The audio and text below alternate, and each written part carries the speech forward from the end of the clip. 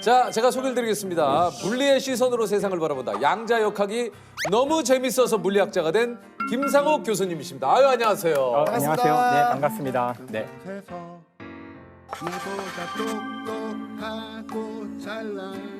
소개 직접 해주시죠. 지금 경희대학교 물리학과에서 학생들을 가르치고 있는 다정한 물리학자 김상욱입니다. 최근에 아까 얘기 들었습니다. 이제 맥주 광고를 찍으셨어요. 그죠? 지렛대의 원리를 극대화할 수 있는 물리값을 계산한 끝에 리얼 사운드를 극대화시키는 최적의 길이를 찾아냈습니다. 그 병따개가 교수님이 개발하신 겁니까? 네, 그럴 리가 있겠어요? 아니에요? 아니에요. 아니 근데 마치 광고에는 교수님이 개발한 것처럼 아니 광고 처음이었어요? 광고는 대본대로 하는 거잖아요. 와, 나 교수님이 개발한 줄 알았어요. 아니에요. 사실 그 따개를 가지고 이제 저희 학과 교수들하고 제가 이제 막 따주면서 네. 재밌게 술을 마신 적이 있는데. 근데요. 자, 보십자. 하나, 둘. 오! 좋아. 그 생각보다 많은 사실을 알게 됐어요. 뭐예요? 일단 그 병 있잖아요. 맥주병의 그 위에 뚜껑. 병마개. 그거 보면 이렇게 모양이 이렇게 왕관 모양으로 돼 있거든요. 그렇죠. 그것도 굉장히 많이 고민 끝에 만들어진 거예요.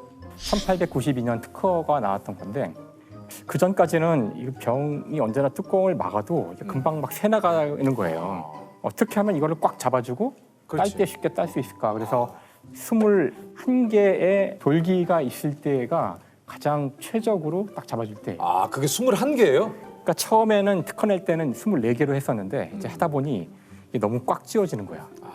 그래서 이게 하다 보면은 막 병이 막 부러지고 그랬대요.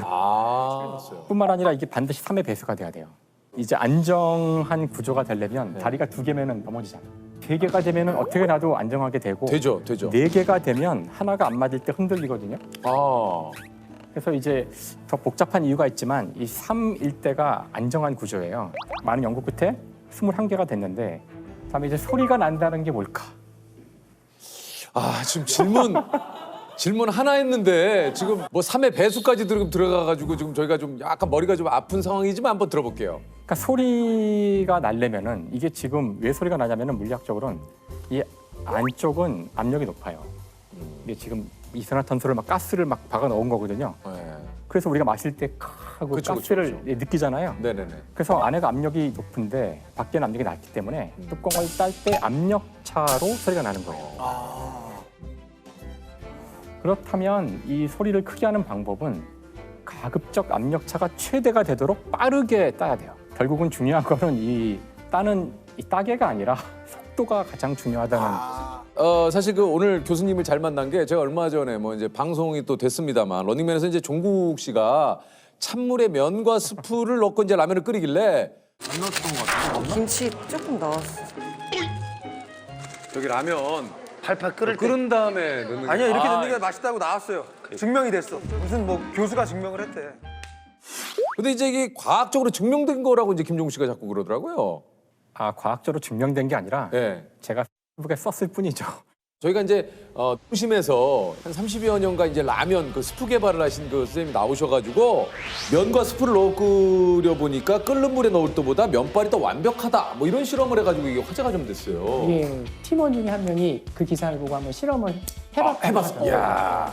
저희가 이제 제시하고 있는 표준 조리법하고 이제 비교해서 테스트를 네. 해봤어요. 근데 저희가 봤을 때는 그 표준 조리법에 비해서 면이 좀 덜 익는 느낌이 있고. 그 맛도 이제 고춧가루나 후추 같은 것들이 이제 스프에 많이 들어가는데 그런 이제 풋내 같은 것들이 조금 남아 있더라고요. 그 조리법대로 했을 때. 네. 그래서 제가 여쭤보려고 이게 찬물 라면을 주장하신 분 아닙니까? 그러니까 주장이라고까지 하기는 네. 그러니까 그 스토리의 전말은 이렇습니다. 네. 그 우연한 기회에 그 라면을 어떻게 끓이는 것이 맛있는가 이제 이런 논쟁 많이 하잖아요. 많이 하죠. 이야기 많이 하잖아요. 얘기를 하고 있는데 그 옆에 있었던 다른 물리학자죠. 이제 박인규 교수라고 물리학과 교수님인데 이분이 야, 그거 다 소용없어. 그냥 찬물에 처음부터 스프고 뭐고 다 때려박고 그냥 끓이면 제일 맛있어 이러시더라고요. 그래서 진짜요? 그러니까 그런 말을 들으면 해봐야죠. 집에 가서 진짜 해봤는데 맛있는 거야. 그래요? 저도 먹어봤는데 나쁘지 않더라고요. 왜 사실은 이게 그 과학적으로 엄밀한 얘기는 아니에요. 라면이 맛있다는 거를 과학적으로 어떻게 이거를 측정할 수 있을지 알 수 없잖아요. 그러니까 첫 번째로 과학자들이 이럴 때 해야 될 일은 라면이 맛있다는 것은 무엇을 의미하는지부터 정의해야 돼요. 아, 복잡하네. 그렇죠. 입에 맛있다는 넣어보면 게- 아는 거 아닙니까? 맛있다는 게 무엇인가? 입에 이거를- 넣어보면 아는 거 아니에요? 맛있다라는 거. 그러니까 그거를 그 모두가 그 인정하려면 객관적인 어떤 정량적 지표가 필요한 거죠. 그러니까 그게 아, 필요. 아, 너무 피곤하다. 아침부터. 그래서 이제 생각을 그 다음부터 해봤죠. 그래서 라면 특히 중요한 게 여기서 라면이 면발이 굉장히 쫄깃해져요. 그냥 한 거에 비해서. 라면이 쫄깃한 이유는 이제 그 안에 들어있는 글루텐이라는 성분 때문에 그래요. 네. 근데 글루텐은 이게 열을 그러니까 뜨거운 물에 넣을 때 풀어지거든요.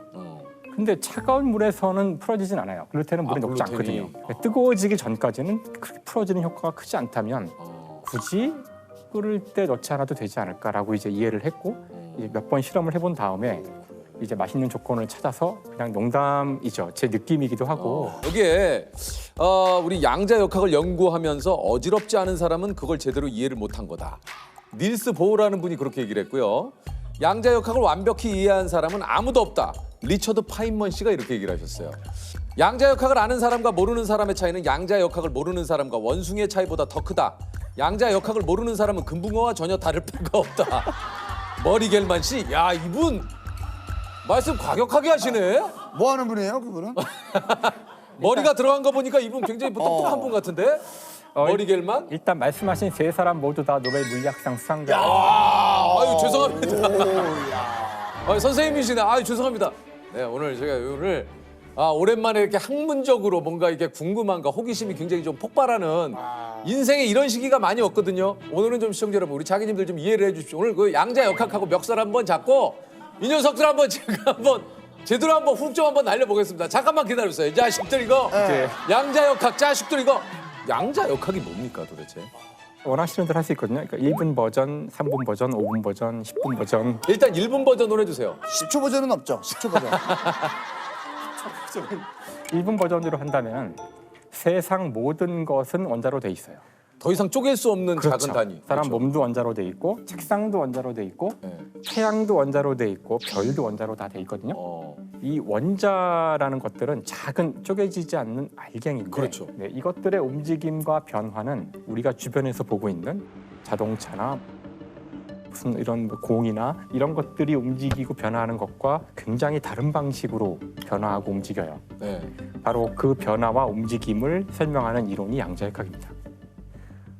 야 모르겠는데 일단 그러면은 1분 됐나요? 다음 거를 클릭해 볼게요. 자 다음 걸 클릭했어요. 1분으로는 이해가 안 돼. 아, 네, 그럼 삼분. 벌써 1분을 설명했기 때문에 네네네. 상당히 쉬워졌는데 아, 좋아요, 좋아요. 그러면 그 원자는 다르다고 했는데 도대체 무엇이 다른가? 그러니까. 네. 자, 일반적인 이런 물체들은 그 물체의 위치를 정확히 기술할 수 있어요. 예를 들어 지금 재석 씨는 여기 있잖아요. 있죠. 위치를 알 수 있어요. 저로부터 옆으로 뭐 한 1m 떨어진 위치에 예. 있다. 하지만 양자역학의 대상이 되는 원자와 같은 것들은 위치를 정확히 알 수가 없어요. 정확히 왜요? 알 수가 없고 뭐 그렇다고 위치를 알 수 없는 거냐? 그건 아니에요. 그 보면 위치를 알 수는 있지만 보지 않으면 위치에 대한 어떤 정보도 알 수 없고 내가 봤더니 여기 앉아 계시잖아요. 그럼 내가 보기 전에 어디 있었을까? 여기 있었겠지? 아니에요. 뭐 하는 거예요? 이럴 줄 알았어. 잠깐만. 네. 1분을 클릭해서 봤는데 모르겠어서 3분을 봤는데 더 모르겠는데. 사실 3분이 아니라 이제 시간이 길어질수록 더 모르게 돼요. 아 진짜요? 양자 역학이 뭔데 그렇게 어렵습니까? 그러니까 양자역학이 어려운 이유는 우리가 이미 알고 있는 경험으로 설명할 수가 없어요. 즉 내가 본 것은 본 그대로이다. 이런 것들이 보장이 안 돼요. 여기서는. 양자 역학은요. 그래서 인간이 갖고 있는 모든 기본적인 어떤 개념이나 인간의 언어 이런 것들이 양자역학에서 무용지물이 돼서 어렵거든요. 그러니까 사실 양자역학은 이해하는 게 아니라 어느 시점이 되면 받아들이는 거예요. 저는 교수님 약간 이제 받아들이기 시작을 했어요. 뭘 받아들여? 양자역학은 그녀의 마음과 같다. 알고 싶다고 해서 알수 꼴까 없고 떨고 앉아 진짜. 그냥 있는 그대로 받아들여야지. 자꾸 내가 뭔가 알려고 하면 할수록 멀어진다. 그냥 양자역학이 존재하는 그대로를 받아들여라. 저 친구는 지금 빨리 수업 끝내고 나가려고. 자, 이제 네. 퀴즈를 드리겠습니다. 이거 퀴즈? 아니요? 그러니까 예를 들어주세요. 우리 주변에 양자 역학이 뭔지. 만약에 양자역학이 없었다면 우리 주변에서 사라질 것들 그걸 얘기해 주세요. 그걸 얘기를 해볼게요. 뭐가 사라져요? 우선 먼저 불 다 끄셔야 돼요. 첫 왜요? 번째. 이거 다 양자역학으로 작동하는 거거든요. 먼지로. 빛을 낸다는 것이 특히 형광등, LED 이런 거 다 양자역학이 없으면 존재하지 않고요. 이 카메라 다 끄셔야 되고, 그다음에 집에 텔레비전 끄셔야 되고요. 스마트폰 갖다 버려야 되고요. 우리가 쓰고 있는 일상 그 용품 중에 그런 양자역학이 다 들어가 있다라는 일단 거죠. 전자공학 전체가 양자역학이 없었으면 존재하지 않을 학문이고, 삼성. 그 삼성전자. 야 그래도 진짜 친절하시다. 화를 내실 만도 한데 화를 안 내시네. 근데 약간 째려보셨어요. 약간은 째려보셨어요. 그러니까 삼성전자의 전자가 나오는데 바로 그 전자를 설명하는 학문이 양자역학이에요. 그 20세기의 모습이 19세기와 다른데 그 차이가 양자역학이에요. 19세기와 20세기의 가장 큰 차이점이 양자역학이다.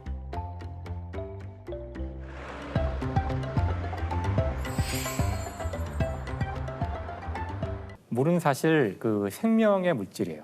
어. 생명이 있는 곳에는 반드시 물이 있죠. 물이 있어야 되고 물은 모든 것을 녹일 수 있는 아주 중요한 용매거든요.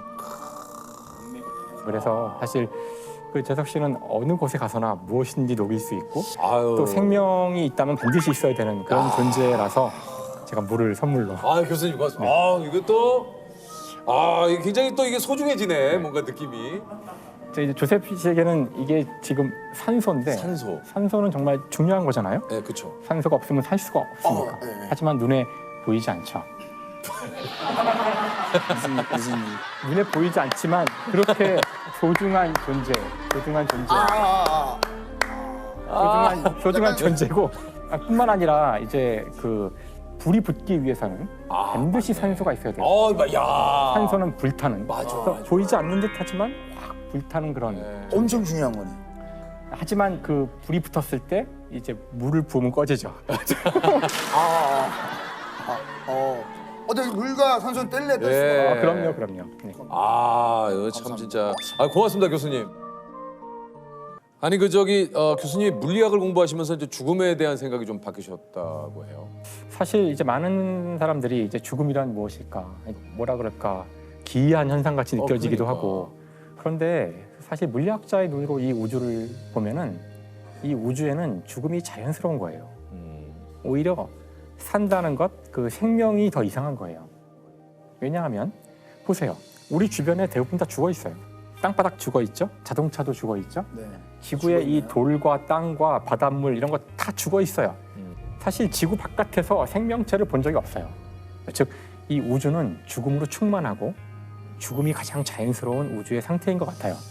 자, 그렇다면은 모든 것은 원자로 돼 있다고 했으니까 원자들은 대부분의 시간을 죽은 상태에 있어요. 그러다가 갑자기 이유는 모르지만 모여서 이렇게 살아있는 상태가 돼요. 생명이라는 정말 이상한 상태로 잠깐 머물다가 죽음이라는 가장 자연스러운 상태로 돌아가는 거죠. 그래서 이제 이런 사실을 깨닫고 나면은 내가 살아있다는 이 찰나의 순간이 정말 소중하다는 것을 알게 돼요. 그 죽음을 직면한 사람 앞에서는 큰 도움이 되질 않아서 그 좀 도움이 되는 말을 해드리자면은 원자는 영원 불멸해요. 지금 모여서 내 몸을 이루고 있지만 내가 죽으면 다시 뿔뿔이 흩어져서 나무가 될 수도 있고, 가벼운 원자는 지구를 떠날 수도 있어요. 그러면 다른 어떤 별에 가서 별의 일부가 될 수도 있고, 이렇게 우리는 원자의 형태로는 영생할 수 있거든요. 그런 식으로 생각을 하면 또 한편으로는 그 나의 사랑하는 사람이 내 주위에 원자의 형태로 있다는 생각을 해볼 수도 있으니까 그런 것들은 또 위안을 주더라고요. 그분이 갑자기 심장마비로 돌아가셨는데 같이 한 12, 13년 넘게 같이 연구를 했죠. 논문도 같이 쓰고 같은 분야에서 오랫동안. 사실 위안은 안 되죠. 사람이 사라졌는데 그 내가 사랑하던 존재가 사라진 건데, 하지만 어떻게든 거기서 의미를 찾아서 자신을 추스리려는 노력이 하나겠죠. 근데 뭐 어떤 분은 뭐 종교에서 그런 걸 찾기도 할 거고, 어떤 사람은 뭐 철학이나 어떤 사람은 예술이나 음악에서 찾겠지만 우리는 과학자고 아는 게 그것뿐이니 뭐 그런 식으로도 생각할 수 있다는 거고, 큰 위안은 되더라고요. 저한테는 당시에는.